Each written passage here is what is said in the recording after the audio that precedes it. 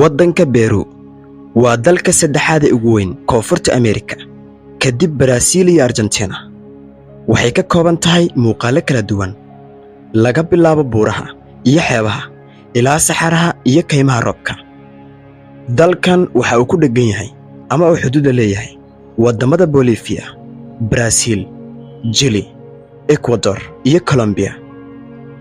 Bid ahaan dalkan waxa uu ku fadhiyaa in ka badan milyan kiiloomitir.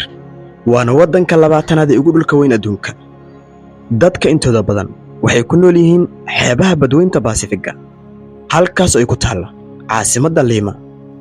Xeebta galbeed ee Peru waxaa ku yaala meel cariiri ah oo saxare ah oo dhererkeedu dhan yahay 1555 mayl. Dadka qadiimka ee loo yaqaan Jimo ayaa markii ugu horreysay deganaa gobolkan kumanaan sano ka hor. Saxaraha xeebta wuxuu ka kooban yahay kaliya 10% dalkani Peru. Kaymaha roobka ugu weyn adduunka ee Amazon waxay dabooshaa ku dhawaad kala bar dalka Peru. waxaa loogu yeeraa selfa luuqadda Isbaanishka.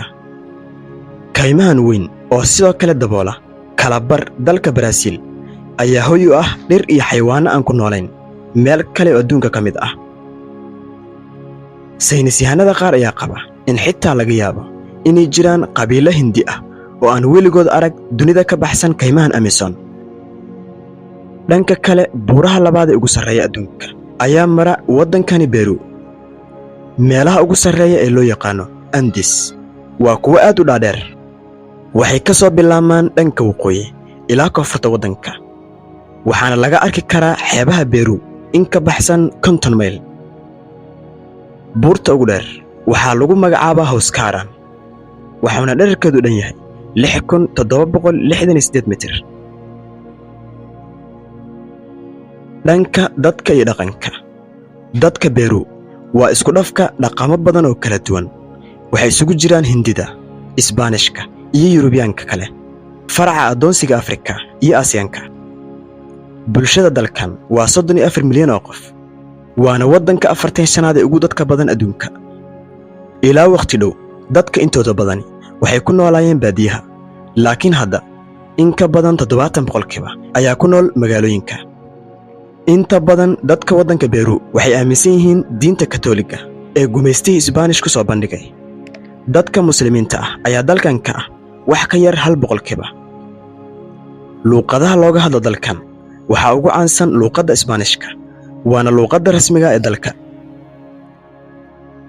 dhanka dabiiciga iyo nature-ka, dalkan waxa uu leeyahay nidaamyo deegaan oo kala duwan. Peru waxay hoy u tahay noocyo kala duwan oo dhir iyo xayawaano ah marka loo eego wadamada kale ee dunida. sababo badan awgeed, dadka reer Peru wax dhibaato ah ama xaalufin ah uma geysan adduunkooda dabiiciga ah. in badan oo ka mid ah nidaamyada deegaanka ayaa ahaa kuwa aan la qasin. dhulka badan 100 hektar oo ku yaala kayn roobaadka Peru ayaa hoy u ah in ka badan 6,000 oo nooc oo dhir ah. waxaa jira qaab la yaab leh oo lagu ilaaliyo dhirta deegaanka geedaha waaweyn ee ku yaala kaynta waddankani Peru. mid walba oo ka mid ah waxaa lagu xiraa taleefan, kaas oo booliska wacaya haddii geedka qof rabo inuu jaro ama uu gooyo. waana mid ka mid ah nidaamyada ay isticmaalaan dadka degan aagga kaynta Amazon. si loo ilaaliyo dhirta iyo xayawaankan, dalka Peru waxay abuurtay meelo kayn gaar ah oo loo yaqaano kaynta xeebta Pacifiga. noocyo badan oo xayawaano ah ayaa ku nool gudaha kaynta.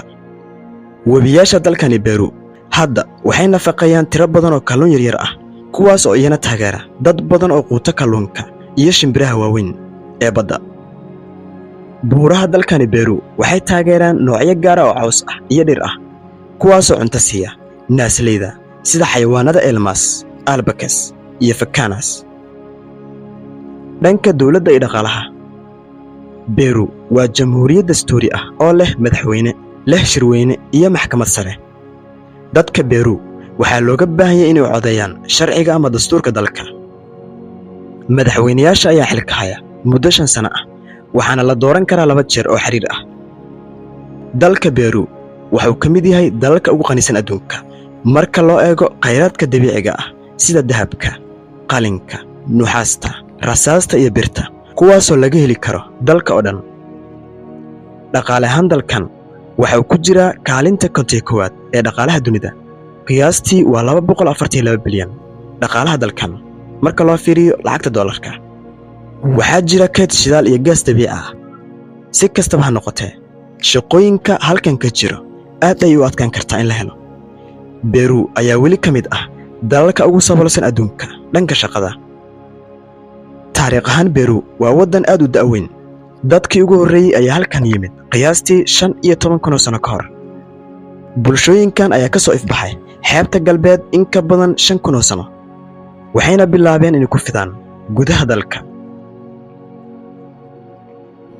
waddanka Peru, qaaradda Amerika.